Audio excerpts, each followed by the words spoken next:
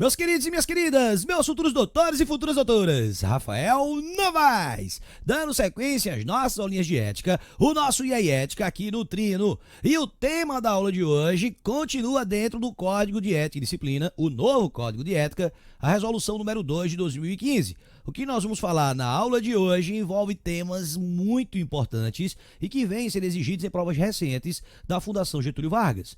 Eu me refiro então à ideia da advocacia pro bono, o exercício de cargos da OAB, sigilo e a publicidade profissional, que eu diria que de todos esses temas é o tema que é certeza de uma questão na sua prova. Sem perder tempo, vamos ao nosso material na tela. Olha aí, no nosso material vamos começar naquela mesma pegada, analisando primeiro a ideia da advocacia pro bono, prevista lá no artigo 30 do Código de Ética e Disciplina. Abra seu Código de Ética e acompanhe comigo a leitura do artigo 30, que diz: no exercício da advocacia pro bono e ao atuar como defensor nomeado, conveniado ou dativo, o advogado empregará o zelo e a dedicação habituais, de forma que a parte por ele assistida se sinta amparada e confie no seu patrocínio. Rafael, mas afinal, o que seria advocacia pro bono? Observem que ele não disse no caput desse artigo o que seria advocacia pro bono. Em verdade, o que ele disse é que, quando o advogado atuar pro bono, ou como defensor dativo, conveniado, nomeado, ele tem que atuar com todo destemor, com todo afinco, assim como se estivesse advogando para um multimilionário. Lembra daquele exemplo, sempre citado aqui em nossas aulas, de que você, advogado, advogada, já fez tudo o que tinha que fazer no fórum e vai andando no corredor do fórum, indo para o seu carro, porque você vai para casa, você vai para academia, você vai assistir um filme, de repente o juiz abre a porta, olha para você e pergunta: você é advogado? Você é advogada? A vontade que você tem é dizer: eu sou um protozoário, eu sou um estagiário, mas você não pode. Lembra, a infração, se não tiver defensor público ou motivo justificado, é uma infração você se negar, sob pena inclusive do juiz mandar oficial OAB e apurar um processo administrativo disciplinar contra você. Então você tem que atuar? Tem que atuar sim. Vai ter direito a honorários? Vai. Pagos pelo Estado? Só Deus sabe quando.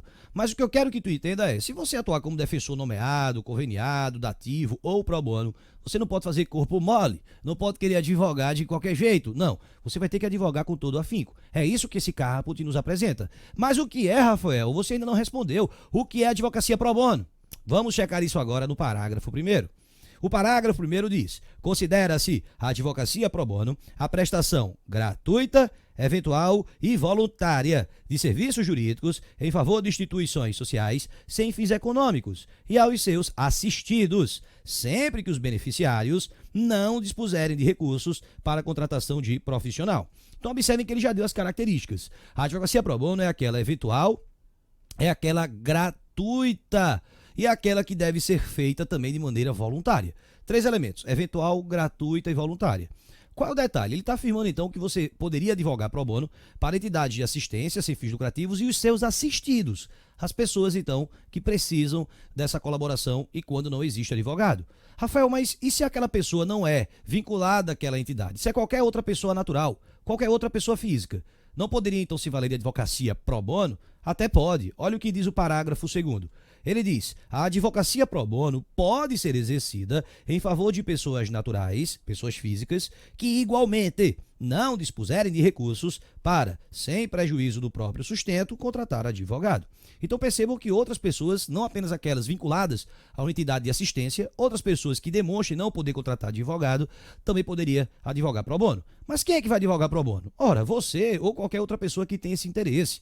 O detalhe é que a advocacia pro bono não deve ser vista como regra. Veja que a prestação é eventual, uma vez ou nunca você vai advogar pro bono. Se valorize, lembre do tempo que você passou estudando para passar no exame de ordem, para se formar em direito. Você não pode simplesmente ficar trabalhando de graça, meu amigo. Até relógio, ele sim cobra pilha que você coloca nele. Então a advocacia pro bono é para ser feita uma vez ou nunca, uma prestação eventual e é gratuita. Gratuita como? Aquela parte não vai lhe pagar. Não vai existir os chamados honorários convencionados, honorários contratuais. Mas eu não estou falando nada sobre honorário de sucumbência. Como assim? Ora, o honorário de sucumbência é aquele pago pela parte perdedora, a parte que perdeu a ação. Nesse critério, se por acaso você advogar pro bono para alguém e vencer a ação, você tem direito sim aos honorários sucumbenciais pagos pela outra parte. Rafael, então tive uma ideia. Como assim? Eu vou então utilizar dessa estratégia. Eu vou chamar clientes pro bono e vou dizer, olha, não se preocupe, você não precisa me pagar nada, só se a gente ganhar e eu ganho os honorários comerciais. Não pode. É uma prestação eventual, eu volto a dizer isso. Na minha atividade no Tribunal de Justiça de Pernambuco, já me deparei com alguns casos desse. Casos em que o advogado alega ser pro bono, quando a gente coloca no sistema, aparece uma porrada de petição em que ele diz que é pro bono. Na verdade, ele está utilizando isso como forma de captar indevidamente clientela. Então não pode, lembre, é prestação eventual, é prestação gratuita e voluntária. Ninguém lhe obrigou, ou ninguém pode lhe obrigar a advogar pro bono. Tem que partir dentro de você, querer ajudar a sociedade, querer ajudar aquelas pessoas que precisam. E para a gente poder dar sequência, a pergunta que não quer calar. Veja, eu poderia então utilizar a advocacia pro bono para querer captar clientes? Não, eu acabei de falar. E para querer algum tipo de vantagem política? Sim, infelizmente nós sabemos, né? Especialmente no interior do nosso país, que algumas pessoas acabam utilizando a política como troca de favores. Olha, eu construo uma casa para você e sua família toda vota em mim. Olha, eu cuido dos seus dentes, eu sou um dentista e depois eu me candidato a vereador. Ou eu sou um médico, ou sou advogado. Pode fazer isso? Não pode não. Olha aí o que diz o parágrafo 3º. A advocacia pro bono não pode ser utilizada para fins político-partidários ou eleitorais, nem beneficiar instituições que visem a tais objetivos, ou como instrumento de publicidade para a captação de clientela. Então, a advocacia pro bono, prestação gratuita, prestação eventual e voluntária, não pode usar para captar cliente, não pode usar para fins eleitorais e deve ser utilizada para pessoas, para assistência, instituições jurídicas, ou mesmo seus assistidos, ou outras pessoas naturais que não puderem dispor de recursos para contratar advogado. Claro que nós temos também a Defensoria Pública, que pode atuar em favor dos necessitados, então exclui a participação dela. Bom, visto que é então a advocacia pro bono, vamos para o nosso próximo tópico, do exercício de cargos e funções na OAB e na representação da classe. Vez ou outra eles colocam uma questãozinha pegando exatamente um desses artigos. Eles catam aí um artigo entre o 31 ao 34 e elaboram uma questão com base nela. Até me recorda aqui qual foi a última questão que eles cobraram sobre esse tema. Foi uma questão que falava quando você tem um cargo na OAB, se você poderia atuar advogando em favor de alguém. Bom, para que você possa entender tudo calmamente, o que é que nós vamos fazer? Vamos realizar a leitura dos dispositivos do Código de Ética. Capítulo 6, do exercício de cargos e funções na OAB e na representação da classe. Artigo 31. O advogado, no exercício de cargos ou funções em órgãos da Ordem dos Advogados do Brasil, ou na representação da classe, junto a quaisquer instituições, órgãos ou comissões, públicos ou privados, manterá conduta consentânea com as disposições deste Código e que revele plena lealdade aos interesses, direitos e prerrogativas da classe dos advogados de que representa. Ou seja, vai participar de CNJ, de tribunais de justiça, de tribunais superiores. Lembre da classe que você veio, a classe dos advogados. Você não pode falar mal da OAB e virar as costas para a Ordem dos Advogados do Brasil. Artigo 32. Não poderá o advogado, enquanto exercer cargos ou funções em órgãos da OAB ou representar a classe junto a quaisquer instituições, órgãos ou comissões, públicos ou privados, firmar contrato oneroso de prestação de serviços ou fornecimento de produtos com tais entidades, nem adquirir bens imóveis ou móveis infungíveis de quaisquer órgãos da OAB ou a este aliená-los. Vamos com muita calma. Em aula anterior, nós falamos sobre cargos da OAB, falamos sobre eleição. A partir do momento que você tem um cargo na OAB, você pode continuar advogando? Claro que pode. Afinal de contas, aquele seu cargo na OAB não será remunerado. Como é, Rafael? O presidente não ganha um salário? Não. Nem o vice, nem o secretário, nem o conselheiro, não. Você faz simplesmente pela honra de estar ajudando aquela instituição com a qual você faz parte. Então você continua tendo seu escritório. O que ele está falando nesse artigo 32 é exatamente isso. Você não pode querer tirar algum tipo de vantagem por estar com aquele cargo. Você não pode querer, por exemplo, fazer um contrato com o seu escritório para que a OAB pague a seu escritório pelo fato de você estar exercendo uma atividade ali dentro. Não pode. Ou mesmo qualquer outro contrato oneroso. Imaginemos que o advogado, além de ter seu escritório, ele também tem um comércio de reciclados. E aí ele, como presidente da OAB, como tesoureiro, ele celebra um contrato para que a OAB compre mercadorias desse comércio dele. Isso também não pode.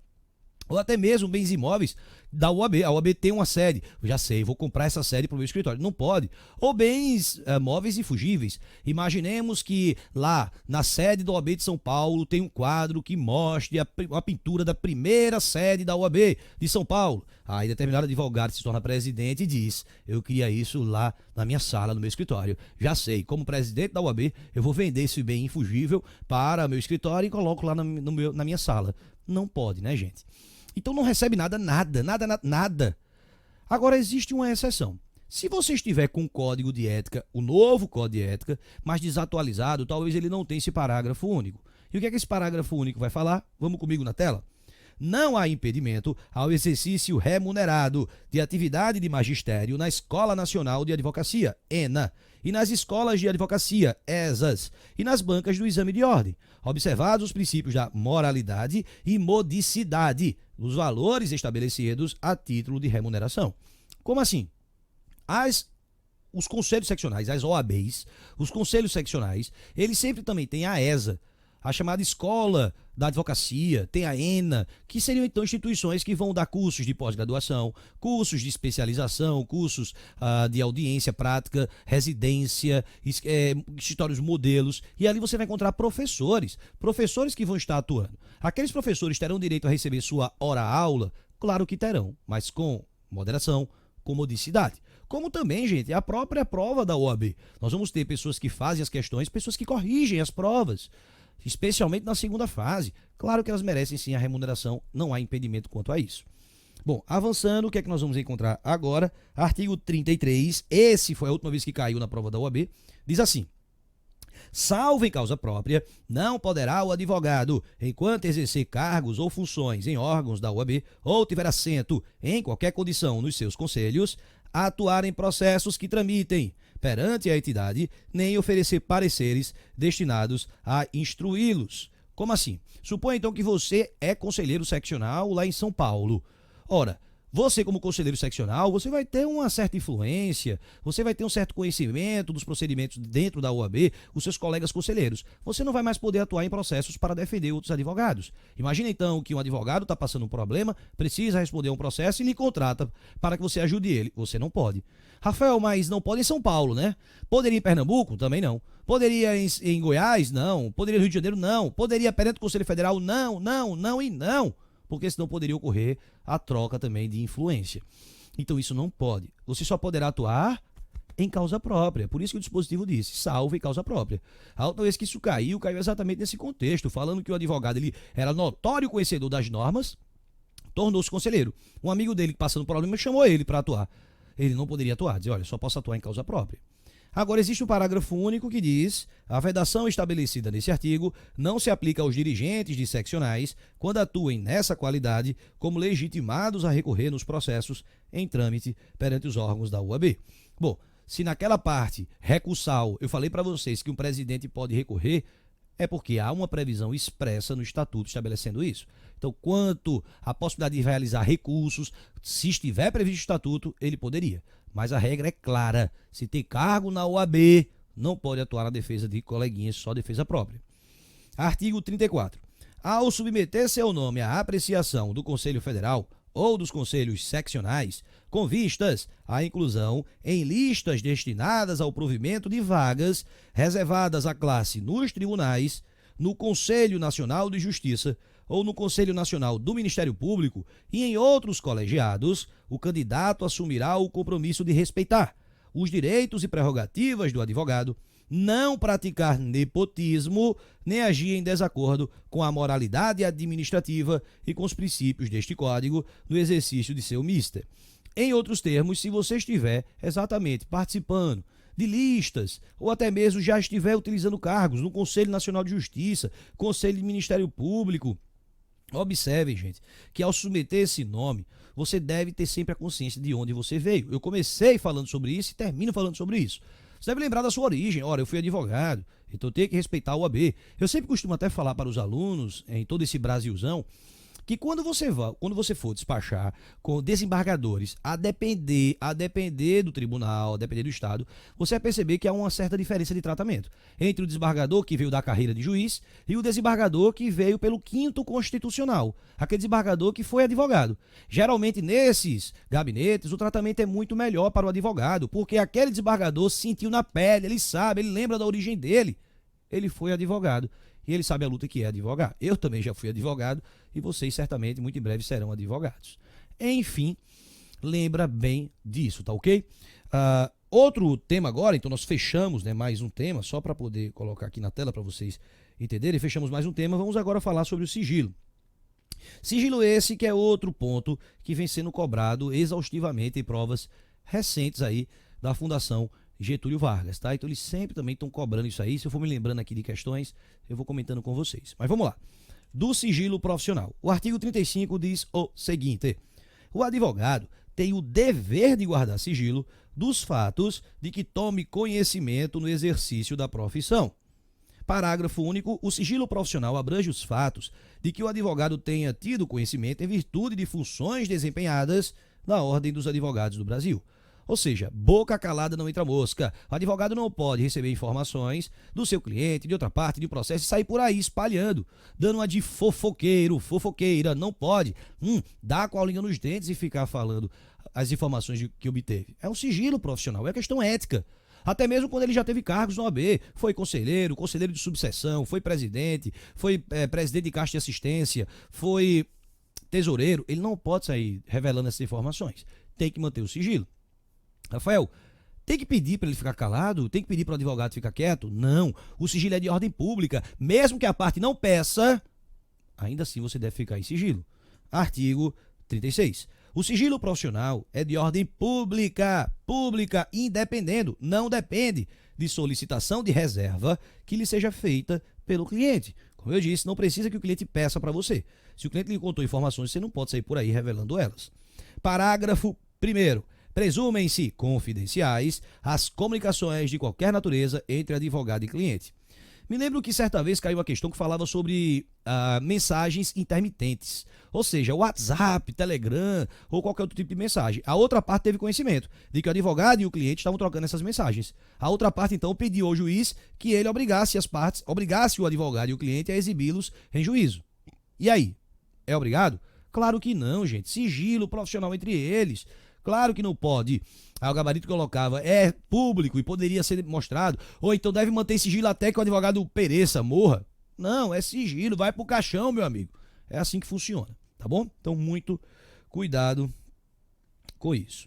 Parágrafo 2º. O advogado, quando no exercício das funções de mediador, conciliador e árbitro, se submete às regras de sigilo profissional. Então, o mesmo procedimento de sigilo adotado em qualquer tipo de processo também é adotado nessa questão de mediação, de arbitragem, de conciliação. Até porque nós sabemos que hoje a bola da vez é a ideia da conciliação. O Código de Processo Civil atual estabelece isso como maior máxima para tentar evitar a litigiosidade no judiciário. Então, muitas vezes as partes fazem um acordo entre elas ali e não querem que mais ninguém fique sabendo. Até mesmo empresas, porque talvez se as partes, todo mundo tomar conhecimento que aquela empresa faz acordo, pudessem forçar novos litígios. Então o advogado ele deve manter esse sigilo. Pula o artigo 37 e vai para o artigo 38. Olha o que diz o artigo 38. O advogado não é obrigado a depor em processo ou procedimento judicial, administrativo ou arbitral sobre fatos a cujo respeito deva guardar sigilo profissional. Vejam que o artigo diz que ele não é obrigado a depor. Mas eu vou complementar. Quando estudamos lá os direitos do advogado, no artigo 7º do nosso estatuto, nós vimos que, além de não ser obrigado, ele não pode revelar essas informações. Portanto, meus queridos, não se trata de uma faculdade, como o artigo nos leva a acreditar, determinando que ele não é obrigado a depor. Se for uma situação que envolva expor algum cliente, ele não pode revelar esses fatos, sob pena, então, de ele responder no campo ético, ele responder no campo profissional. Então, o advogado ele pode ser até chamado a depor, mas chegou no momento em que ele tem que expor algum cliente, ele pode pedir a escusa e falar que está sob o manto do sigilo profissional. Certo, Rafael. Então você está falando todo o tempo todo, sobre sigilo, sigilo de ordem pública, não precisa que a parte peça para ficar quieto, mas não existe nenhuma hipótese em que esse sigilo pode ser furado? Existe sim. Isso também caiu em prova recente. Vamos dar uma olhada no artigo que a gente mandou pular aí, o artigo 37. Olha o que diz o artigo 37. O sigilo profissional cederá em face de circunstâncias excepcionais que configurem justa causa. Ou seja, se é uma circunstância excepcional que determina uma justa causa, poderia sim o advogado dar com a língua nos dentes e falar. Rafael, mas qual seria essa situação? Veja que ele diz excepcional, configura justa causa e ponto. Agora ele traz como exemplos, e evidentemente que quando cai na prova da UAB, ele vai trazer dentro desses exemplos, né? O avaliador, o professor que faz a questão, ele não quer ver sua questão anulada. Até porque quando a questão é anulada, ele não recebe. Então ele vai geralmente pegar aquilo que já está previsto ali para evitar nulidade em prova da UAB. Então, quando é que o sigilo cede? Circunstâncias excepcionais que tem justa causa. Aí ele traz como exemplos, olha aí. Como nos casos de grave ameaça ao direito à vida e à honra, ou que envolvam defesa própria. Direito à vida, direito à honra ou defesa própria. Imaginemos casos que já caíram na prova da UAB. Vamos lá. Primeiro, direito à vida. Certa vez uma questão falava que o cliente virou para o advogado e disse: vou matar minha ex-mulher.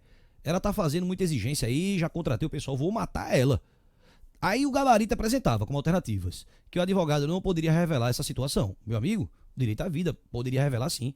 A outra alternativa dizia que ele só poderia revelar caso fosse instaurado inquérito policial para investigar o homicídio que efetivamente fosse praticado.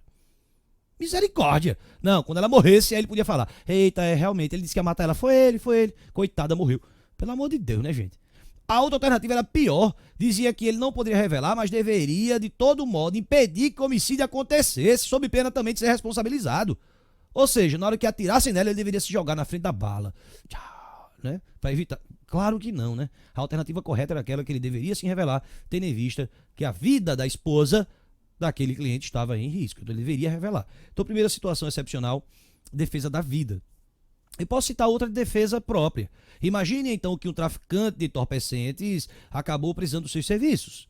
Vejam, a gente já defendeu a advocacia criminal que tem que existir de todo modo. E você está sendo acusado agora de ter traficado. Meu amigo, você vai então responder por um crime, ir para o chilindró, se for o caso, sabendo que não foi você que praticou, é defesa própria. Você poderia revelar? Poderia. Disse, olha, não foi eu não, foi o cliente. Né? Então, nesse caso, você poderia revelar. E existe outra situação que é a defesa da honra. Pois foi exatamente outra questão que já caiu na prova da UAB. Recente prova. A prova colocou, então, dois advogados diferentes. Colocou que um deles estava diante de uma ação que foi julgada procedente e aquele caso era um caso bem específico. Considerando que esse caso era específico, o advogado resolveu, então, abordar aquele tema na sua dissertação de mestrado. Ele disse, olha, eu quero usar esse tema aqui. Foi lá para o cliente e disse, olha, cliente, eu quero usar o teu caso, o teu case aí, aquele processo que ele tomou para dentro. Eu quero utilizar aquilo ali na minha tese. Ah, o cliente disse assim, pois não, autoriza até por escrito, tome. E aí ele utilizou e publicou. Veja, neste caso, ele poderia ter feito isso? Não. Não. Mas o cliente autorizou, independentemente, meu filho, não pode. Por isso que eu disse, não é uma faculdade, é uma obrigação, não pode. O primeiro advogado errou. Mas na mesma questão falava de outro advogado. Falava de outro advogado que atuou em um processo, mas que uma das partes acabou acusando ele de ter sido negligente, ferindo a honra profissional dele. Neste caso, mesmo sem terem autorizado, não autorizaram ele falar nada. Ele poderia pegar aqueles fatos daquele processo e então revelá-los para defender a sua honra? Poderia. Veja que no primeiro caso teve nada a ver com honra, mas foi autorizado pelo cliente. Não importa, não pode. No segundo caso, os clientes não autorizaram, mas ele estava utilizando exatamente da exceção de defender a sua honra. Então guarda essa informação, porque caiu agora recentemente e nada impede, né, que possa cair novamente. Professor, mas quando eles cobram assim recentemente, eles não costumam cobrar logo em seguida.